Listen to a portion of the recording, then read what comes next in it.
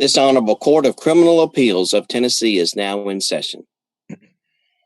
Thank you. We are resuming our docket for today in the eastern section of the Court of Criminal Appeals.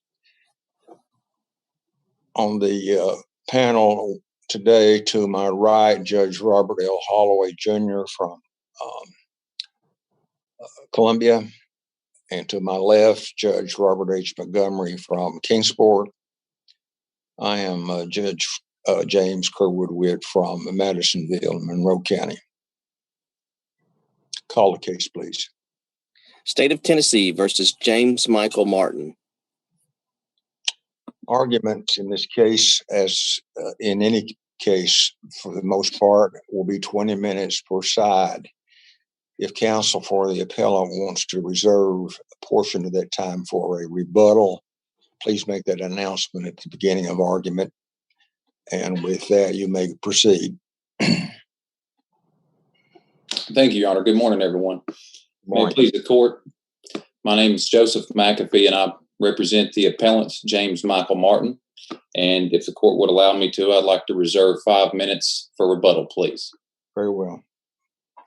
All right. As the court has already seen in my brief, I've got 3 issues that I have raised or attempted to raise, and I'm going to try to structure my argument in that same order just for the purposes of simplicity. So the first issue I wanted to talk about, as raised in my brief, is the Ferguson issue, State versus Ferguson issue, or the missing evidence issue.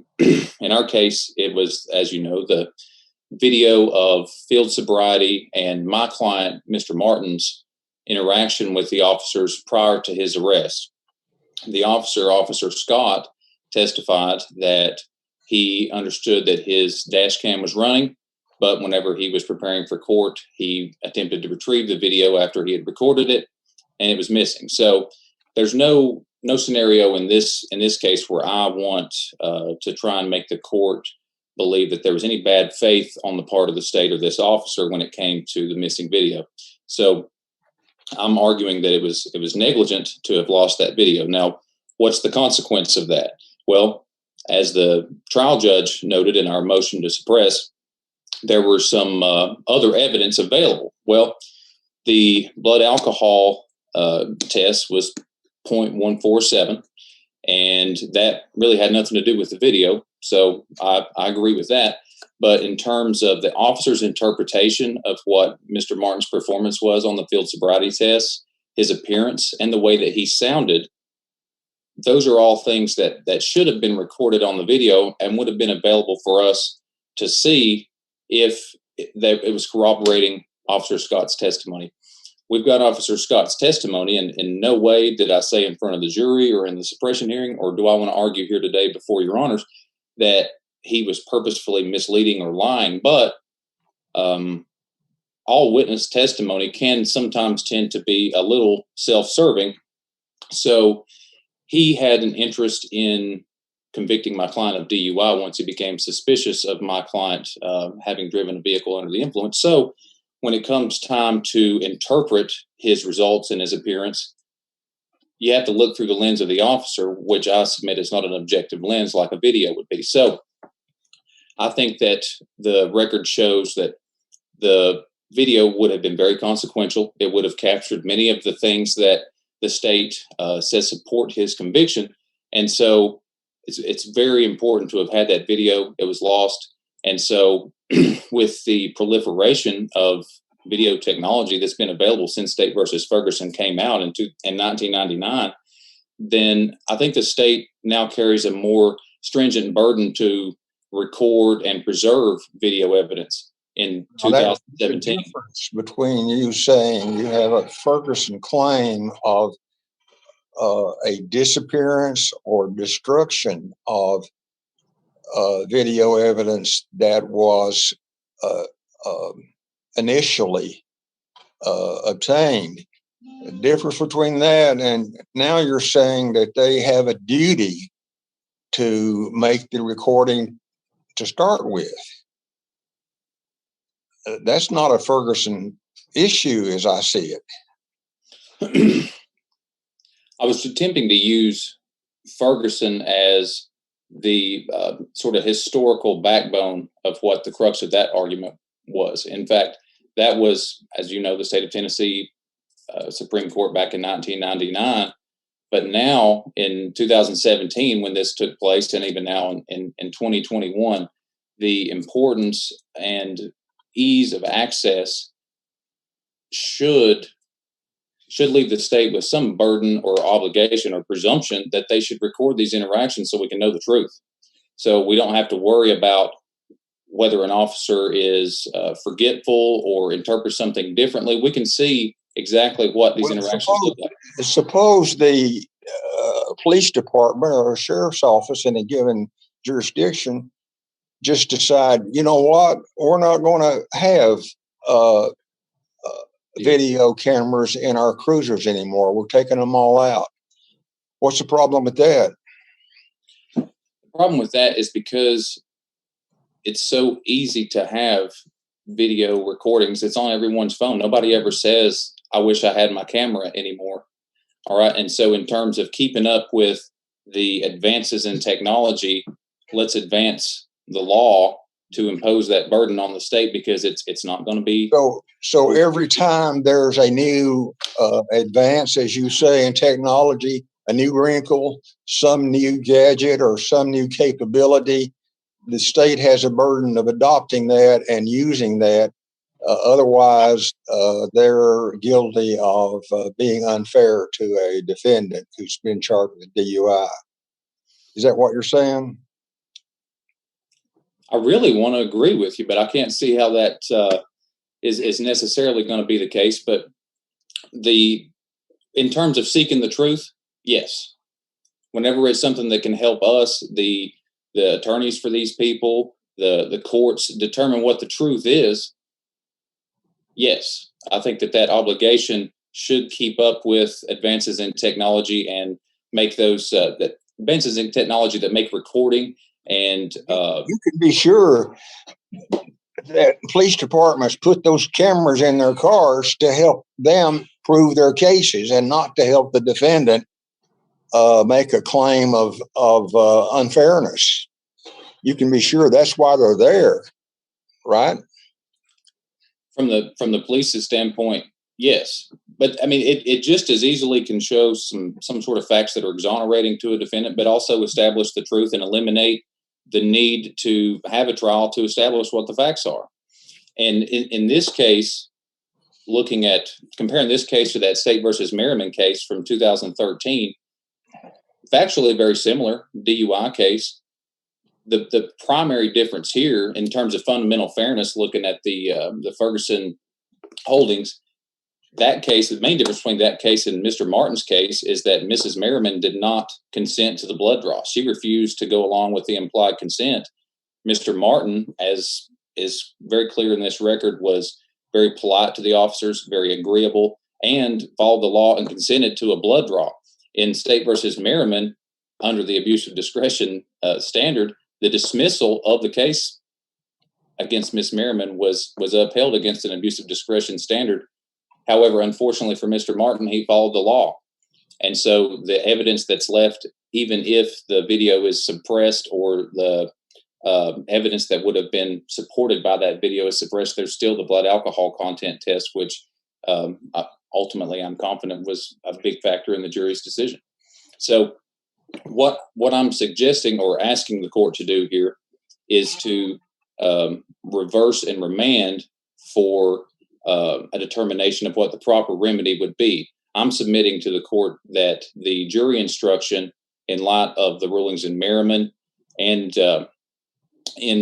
compared with the holding in Ferguson, that if there's video evidence that is preserved and then later lost, then those facts and evidence that, let's say even by a preponderance of the evidence, that are established or would have been caught by that video, then those facts need to be suppressed, and then we'll see what the state has left. That's the way to make it fair to Mr. Martin and all other defendants, if the state is inclined to record these interactions and then they suddenly lose it. Because it's hard for us to judge what actually would have been on that video. The officer says that the actions and facts on that video were favorable to him. But I have no reason to believe he's not being honest with us, but that's through his lens. He's the prosecutor. So in summary, unless the court has any further questions on that particular issue, I think that I'm going to rest that issue and ask that the court find that the case should be reversed and remanded for a hearing on what the proper remedy should be. And I'm suggesting that remedy should be that any evidence that would have been shown on that video should be suppressed, and then the state be able to move on from there and determine if it still wants to go forward with the case. Mr. McAfee, I do have one question before you move on. Yes. Did you file any kind of motion to dismiss the indictment based on lack of probable cause? No, sir. All right. And the jury, the jury found the defendant guilty of DUI per se and hung up on the DUI. Is that correct? Very good question, Your Honor, and I'm happy I'm able to clear that up. What took place was they found him guilty of the DUI per se, the .147 or above .08 BAC, and one of the jury question that came in just before they returned all their verdicts was, if we find him guilty on the first count, do we have to consider the second count? The court's answer was no. So to my knowledge, I don't think that they deadlocked. I don't think they took a vote on that second count. All right. My final question on that issue is that if you didn't attack probable cause for the arrest from the first place, what relevance is the video to the DUI per se? The DUI per se, of course, the .08, the jury still has to weigh the credibility of the evidence. All right, we've got the lab results and the test, but let's say Mr. Martin is able to have a conversation, and Officer Scott testifies that he was able to speak, but he had some slurred speech, as he did actually testify. But the lab results come back as .028 or something way higher than .08. Well, the jury would still have to assess the credibility of that lab test, and the video would assist the jury in assessing the credibility of the lab test in terms of whether that .147 is consistent with how he was acting, despite the fact that there was no expert testimony in terms of how the body metabolizes alcohol and how that lab test has arrived at in terms of the .147 BAC. Thank you. Yes, sir. And I'm going to check my time right quick. But moving on to the second issue that I really wanted to spend some time on is we're claiming the trial court erred by not suppressing the statements that Mr. Martin made at the hospital. In this case, after he was arrested, he was never Mirandized. He was arrested, taken to the hospital after he agreed to consent to a blood draw as requested by Officer Scott. They take him to one of our local hospitals, and one of the employees, I think Miss Grenier was her name, she didn't actually recall in her testimony at the trial this exact interaction with Mr. Martin, but did identify her signature. She prepares Mr. Martin, fills out some paperwork consistent with, I'm sure, some sort of medical procedure in the hospital. And Officer Scott remains close by, and she asks him questions about his medications and asked him about if he'd had anything to drink or have any alcoholic beverages. I can't remember the exact quote, but she was eliciting questions or information from him that could certainly be incriminating. So she's not, I was unable to establish that she was actually working on behalf of the state, like some sort of state agent. But in looking at the State versus Dotson case that was cited in the state's brief, there's some clear distinctions between this third party and the third party in the Dotson case. In the Dotson case, the defendant who made statements to a third party while he was in custody requested that his mother be brought in. They put his mother in the interview room, and they began speaking. He makes some incriminating statements. The state uses it against him. In this case, this is not something the defendant requested. He consented and followed the law, but he didn't request to be taken to the hospital and be interviewed by this lady. And so Officer Scott, it's in the record that he is an established, experienced DUI prosecutor. he either knew or should know that those questions would be asked when he got to the hospital. All he had to do was provide the Miranda rights advisement to Mr. Martin, and this argument would be completely of no merit. But whenever he's standing in the same room, by the way, that's another difference than in the Dotson case, because in the Dotson case, there were no police officers in the room.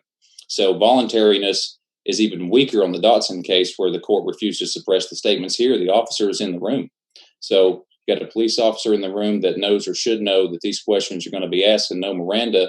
Then my client makes some statements about having some beers earlier in the day prior to dinner. Then that's certainly incriminating in nature. And because he wasn't advised of his Miranda rights and was clearly in custody, it should be the functional equivalent of questioning by the officer, actions or words that are likely to elicit an incriminating response. So those statements should have been suppressed by the court. Now, what impact would that have had if that had been suppressed? It's hard to speculate. However, those statements that Mr.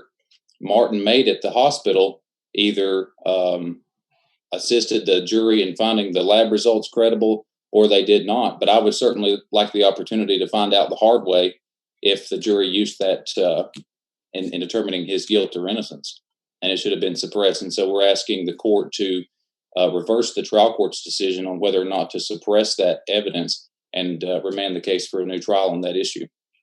You're down to your reserved time, Mr. McAfee. Yes, sir.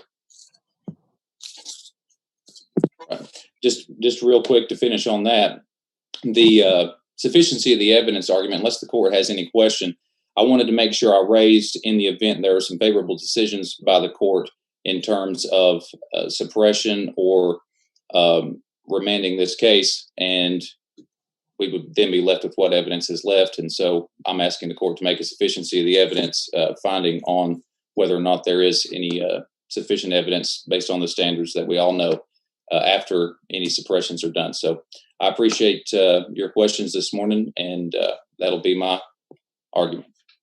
Thank you. General. Good morning, Your Honors, and may it please the court. Alan Groves for the state of Tennessee. Judge Holloway, you are correct in asking about which DUI count the defendant was convicted of. He was convicted of DUI per se, as my colleague mentioned. The jury did not return a verdict on the other count of DUI for impairment. And so the defendant has raised three issues in this appeal. The first is the Ferguson issue, whether the trial court should have dismissed the indictment before trial because of the missing dash cam video evidence. Two, whether the trial court should have suppressed these statements that the defendant made to the nurse at the hospital who drew his blood. And three, whether the evidence was sufficient to support that DUI per se conviction. So with respect to the Ferguson issue, I want to make it clear that even if the state failed to preserve potentially exculpatory evidence that would have threatened the defendant's right to a fair trial, the trial court still had discretion to either give the missing evidence jury instruction or to dismiss the indictment. And in Merriman, the Tennessee Supreme Court held that dismissal of an indictment in a Ferguson case is only appropriate when there's egregious police misconduct, or if the missing evidence is extremely important to the defendant's case. And so neither one of those is present here. The police did not have egregious misconduct. Officer Scott testified that the missing video was simply lost inadvertently due to some technological issues that the police department was having. He took the video card out of his dash camera to the department where it was loaded onto a computer and then later a flash drive. And somehow the flash drive just didn't retain the video. And he didn't discover that until right before trial. So there was no evidence of egregious police misconduct. At most, it was just mere negligence. And second, this video, as Judge Holloway kind of indicated, just is not relevant to the DUI per se conviction, because the defendant is not contesting or disputing the fact that his blood alcohol concentration was almost double the legal limit. So whatever the video would have shown wouldn't have changed that fact. So the trial court did not abuse its discretion in choosing to quite charitably give the missing evidence jury instruction instead of dismissing the indictment. So I don't think this court has to reach the issue of whether there was a Ferguson violation at all, which the trial court didn't either. It just kind of proactively decided that it was going to give this jury instruction to kind of avoid the underlying legal issues. And so if there's no further questions about the Ferguson violation, I'll move on to the defendant's Miranda claim.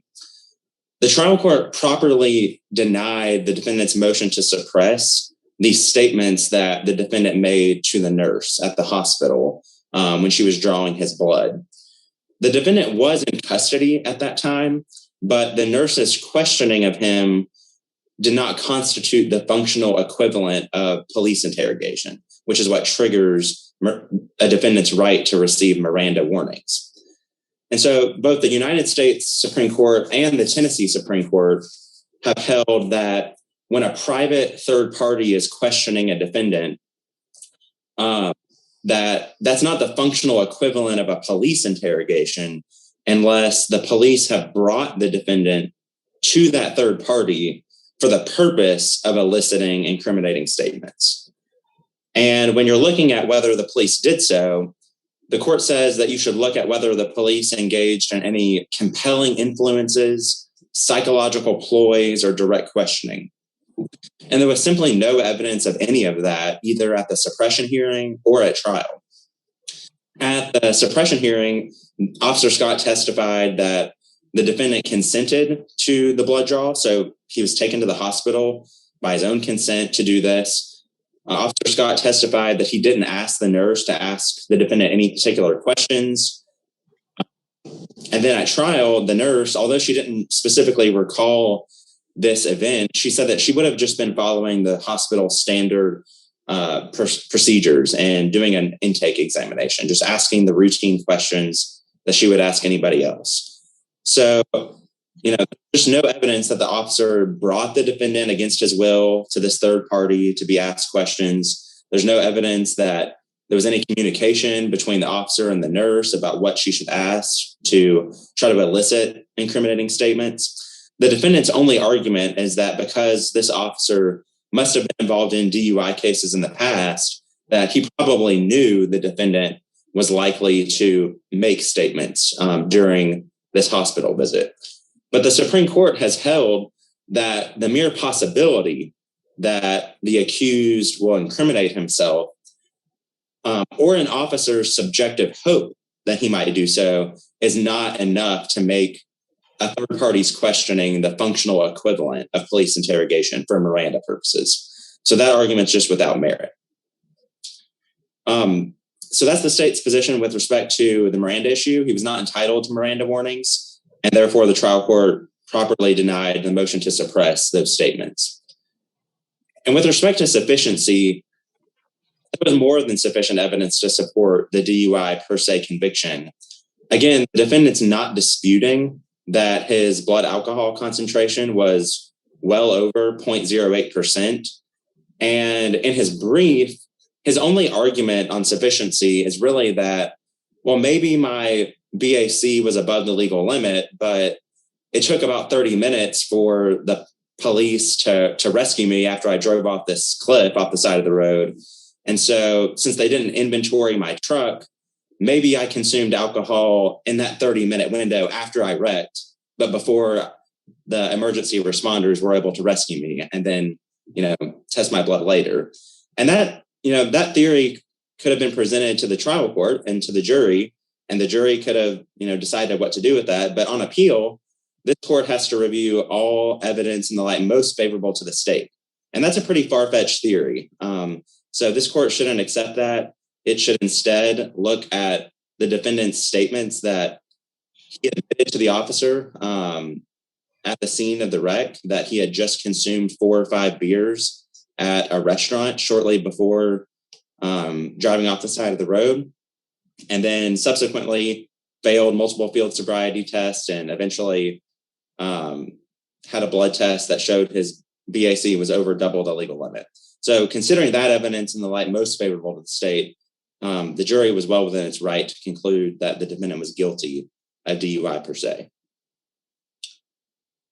If there are no further questions from the court, then we respectfully ask the court to affirm the judgment of the trial court. All right. Thank you. I have just one question. So he was involved in a motor vehicle accident and was taken to the hospital. Was he taken solely to have his blood drawn, or was he also taken because of potential injuries from the accident? You know, is that in the record? From my recollection of the record, the defendant was evaluated by EMS personnel at the scene of the wreck.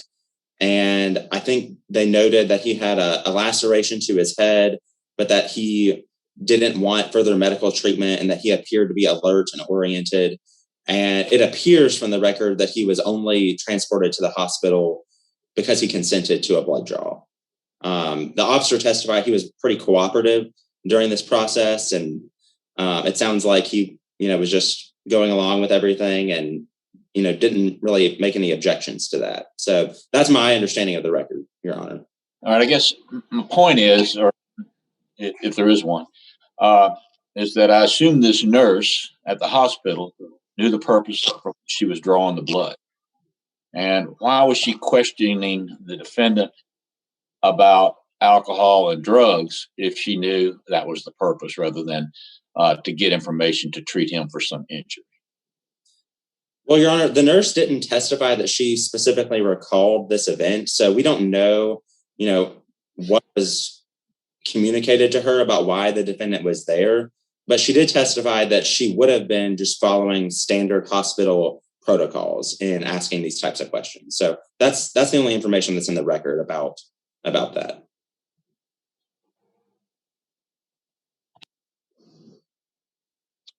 Rebuttal. Your Honors, unless one of y'all have any further questions you'd like me to elaborate on, I have nothing further to add, and I appreciate your taking the time to take a look at this case for us. Appreciate Mr. Groves. Thank you. That concludes this argument, and we will take a recess until the call of the case at 11 o'clock. This honorable court is now in recess until 11 a.m.